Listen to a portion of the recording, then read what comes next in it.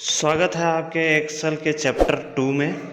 चलिए शुरू करते हैं एक्सेल चैप्टर 2। कल आप सभी ने सीखा था कि रो और कॉलम क्या है, बट आज मैं एक बार फिर से थोड़ा सा रिवीजन कर देता हूँ कि रो और कॉलम क्या है। क्योंकि देखिए, अगर मैंने कल ही बताया था कि अगर चैप्टर फर्स्ट में मैंने बताया था कि अगर आपने रो और कॉलम पहचान लिया और सेल का एड्रेस पहचान लिया तो आपको आधा एक्सेल आ गया, समझिए। चलिए, तो देखिए ये होता है हमारा रो। अगर ऐसे हम चलते हैं तो ये हमारा सारा रो हो गया, ठीक है। अगर यहीं से अगर हम यहाँ से नीचे चलते हैं तो ये हमारा कॉलम हो गया।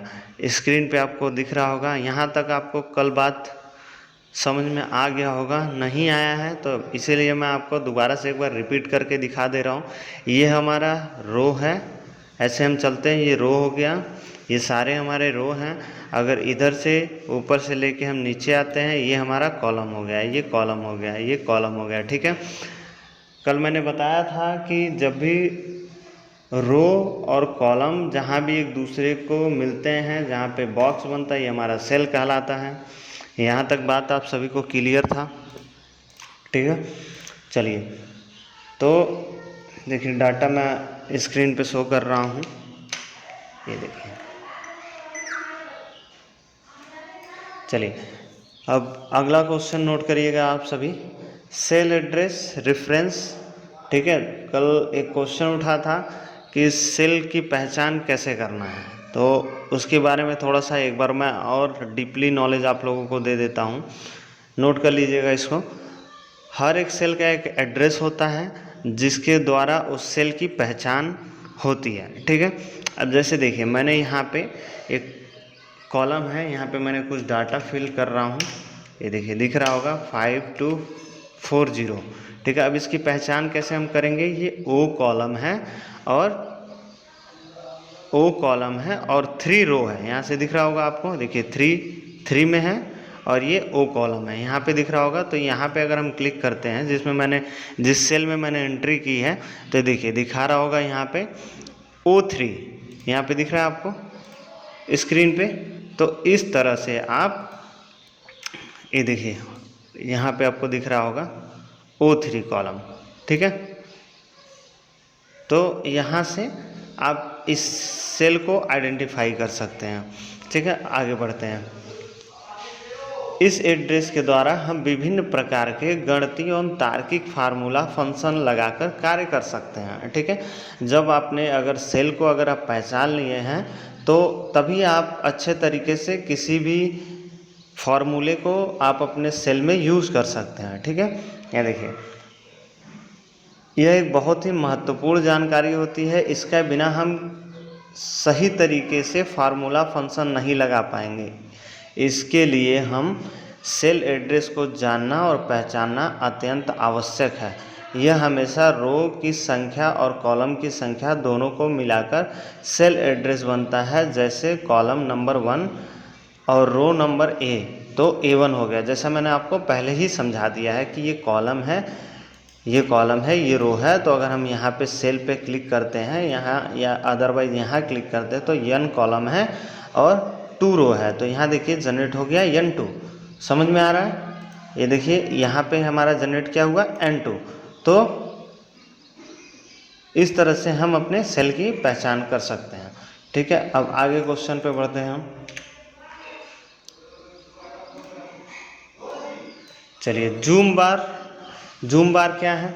मैंने कल एक छोटा सा इसका इंट्रोडक्शन दिया था, लेकिन आज इसके बारे में थोड़ा सा डीपली बता देता हूँ। जूम बार के माध्यम से स्प्रेडशीट या वर्कशीट, स्प्रेडशीट जो यही हमारा जो आपको स्क्रीन पे दिखाई दे रहा है, इसी को हम स्प्रेडशीट या एक्सेल शीट, ठीक है, इसी को ही बोलते हैं हम, ठीक है। या फिर वर्कशीट, जिस वर्कशीट से आपको क्लियरली पता चल रहा है कि वर्कशीट, जिस सीट पे हम काम कर रहे हैं वही हमारा वर्कशीट होता है, ठीक है। कई बार इसको स्प्रेडशीट भी कहीं बोला जाता है, तो आप कंफ्यूज ना हो इसको लेके, ठीक है। अब देखिए, जूम बार के माध्यम से स्प्रेडशीट या वर्कशीट को बड़ा या छोटा करके देखने के लिए किया जाता है। इसका उपयोग, जो जूम बार का उपयोग हो शीट को बड़ा या छोटा करने के लिए उपयोग आता है। ठीक है, जूम बार देखिए स्क्रीन पे ये हमारा जूम बार है, आपको स्क्रीन पे दिखाई दे रहा होगा, यहाँ पे ये जूम बार है हमारा।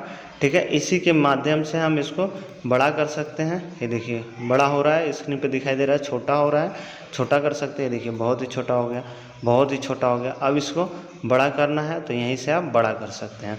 ठीक है, यहाँ तक क्लियर है।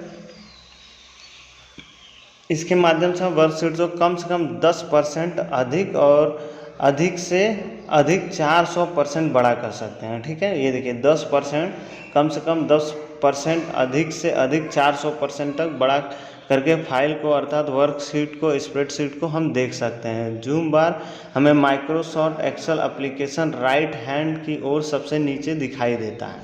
ठीक है, मैंने आपको दिखा भी दिया कि यही तो है हमारा जूम बार, यहाँ से आपको दिख रहा होगा, ये देखिए यही है जूम बार हमारा। ठीक है, यहाँ तक क्लियर है सबको। ठीक है, जिसमें माइनस और प्लस का चिन्ह होता है। ये देखिए ये माइनस ये प्लस। अगर आपको जूम करना है, जूम आउट करना है तो इसको प्लस पे क्लिक करेंगे ऐसे। ठीक है, अगर यही चीज़ आपको जूम इन करना, माइनस करना है तो माइनस कर दीजिए, छोटा होता जाएगा। ठीक है, की चिन्ह पर चिन्ह दिया गया है, इस पर क्लिक करके छोटा या बड़ा कर सकते हैं आप अपने अकॉर्डिंग। ठीक है, यहाँ तक आप सभी को क्लियर है। ठीक है, चलिए सेकंड क्वेश्चन स्टार्ट करते हैं। क्वेश्चन है कि एमएस एक्सेल के विभिन्न वर्जन उपलब्ध हैं जिसमें माइक्रोसॉफ्ट कॉर्पोरेशन द्वारा डेवलप किया गया है।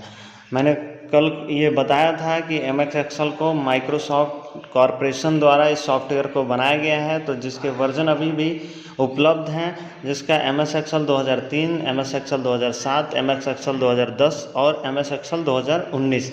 ठीक है, इत्यादि वर्जन भी उपलब्ध हैं। हम किसी भी वर्जन का उपयोग करते हुए डाटाबेस तैयार कर सकते हैं और एक्सेल फाइल क्रिएट कर सकते हैं। एक्सेल में बनने वाले फाइल्स का एक्सटेंशन नेम XLSX होता है। ठीक है, जब भी हम किसी फाइल को MX का क्रिएट करते हैं, उसको सेव करते हैं, तो उसका एक एक्सटेंशन नेम है जिसको XLSX के नाम से जाना जाता है।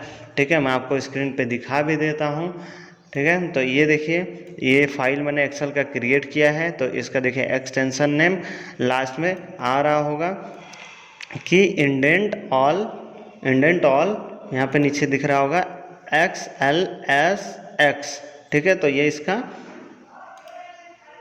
एक्सटेंशन नेम है। ठीक है, यहाँ तक बात आप सभी को क्लियर है। ठीक है, अगर किसी भी तरह का क्वेश्चन आपके माइंड में आ रहा होगा तो आप कमेंट कर दीजिएगा, डेफिनेटली मैं कमेंट पे रिप्लाई भी करूँगा।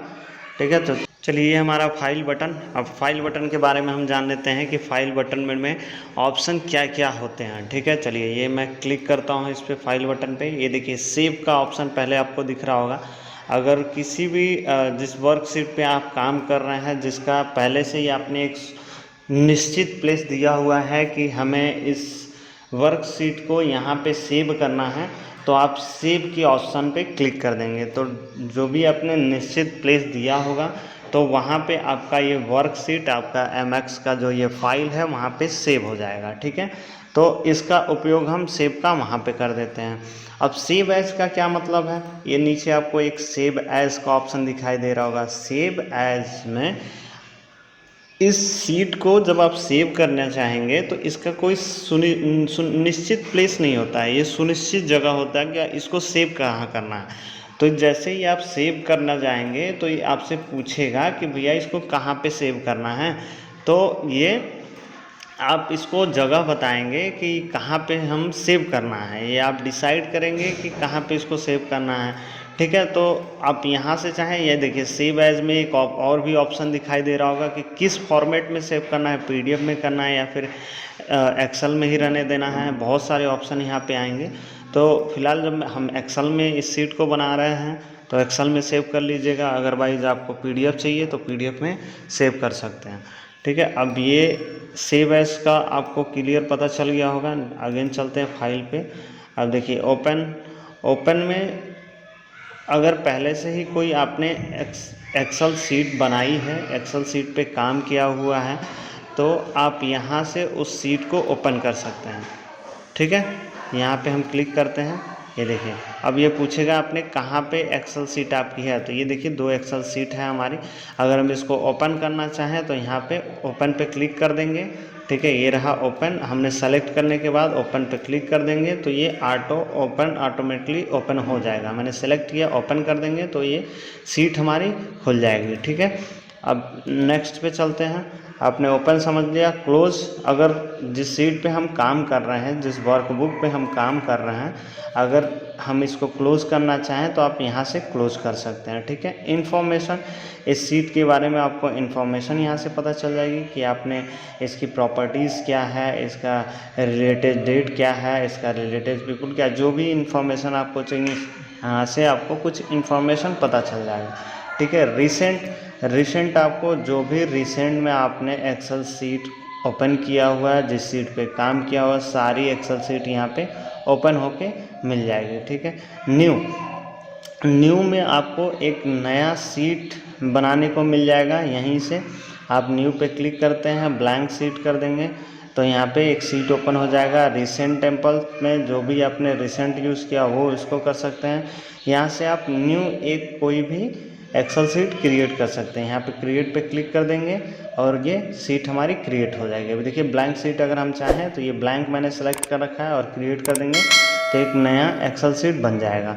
ठीक है, प्रिंट पे चलते हैं। प्रिंट पे यहाँ पे आप ये देखिए यहीं से सीट का अपना प्रिंट प्रीव्यू देख के यहाँ से देखिए प्रॉपर्टीज़ इसमें इसके चले जाते हैं। अगर प्रिंट करना है तो यहाँ से आप इसको चेक करके यहाँ से आप इसको प्रिंट कमांड दे सकते हैं, यहाँ से प्रिंट कर सकते हैं। ठीक है, सेव एंड सेंड ऑप्शन आपको दिख रहा होगा, यहाँ से अपने फाइल को, वर्कशीट को सेव कर सकते हैं और यहीं से ही अपने ईमेल आईडी या फिर वेब पे इसको भेज सकते हैं। ठीक है, तो इस वजह से ये सेव एंड सेंड का ऑप्शन दिया हुआ है। यहीं से अपने फाइल को सेव भी कर सकते हैं और सेंड भी कर सकते हैं। हेल्प, यहाँ से कुछ अगर एरर आता है आपके एक्सेल में तो यहाँ से आप इसको ऑटो रन करा के आप हेल्प भी कर सकते हैं। ऑप्शन में देख लेते हैं, ऑप्शन में फॉर्म इनको, इससे आपको मैं आगे आपको धीरे धीरे चीज़ें बताऊंगा इसके बारे में। ठीक है, फिलहाल इसको मैं अभी यहीं पे ड्रॉप कर देता हूँ ऑप्शंस को। और एग्ज़िट करना है तो आप यहीं से ही यहाँ से एग्ज़िट पे क्लिक कर देंगे तो ये पूछेगा सेव करना है, सेव कर देंगे और ये ऑटोमेटिक पूरी सीट क्लोज़ हो जाएगी। यहाँ तक बात आप सभी को फाइल क्लियर है। फिलहाल मैं कैंसिल करता हूँ इसको। ये देखिए फाइल्स के मैंने सारे ही ऑप्शन एक एक करके क्लियर करा दिए हैं आप सभी को। अगर इसमें कोई भी कन्फ्यूज़न आता है तो आप कमेंट करके हमें बताइएगा, हम आपको सल्यूशन देंगे। ठीक है।